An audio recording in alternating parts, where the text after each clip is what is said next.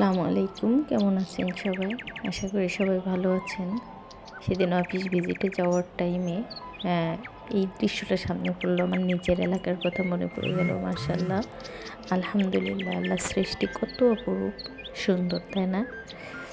যাই হোক, দেখে আমার নিজের এলাকার কথা মনে পড়ে গেল। আমার এলাকায় যত দূর দেখা হয় এরকম ধুধু মাঠ প্রান্তর, এইগুলো আর কি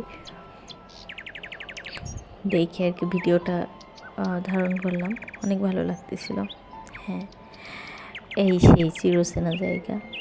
আমরা মানুষ, আমাদের অহংকারের কোনো শেষ নেই। আমাদের সব অহংকার, সব কিছু এখানে মিলিত হয়ে যায়। এটা কোথায় কেউ বলতে পারবেন না। এটা হচ্ছে গাবতলী জান্নাতুল মাওয়া কবরস্থান। মানে দেখে কেমন জানি একটা ভালো লাগাও কাজ করে, কারণ এখানে কত মানুষ শুয়ে আছে। আমাদেরও 2 দিন আগে পরে সবাইকে যাইতে হবে। দেখেন উপরে কত গাছগাছালি, অথচ ভিতরে কি হচ্ছে আমরা কেউ জানি না, কেউ খবর রাখতেছি না। অথচ এই 2 দিনের দুনিয়ার জন্য আমরা কত হিংসা অহংকার কত কিছুই করতেছি। একটু জায়গা জমি কেউ ছাড় দিই না, কারো একটু হাঁটার পথও দিতে চায় না। যাই হোক, আল্লাহ সবাইকে হেদায়েত দান করুন, সবাইকে ভালো রাখুন, এই আর কি।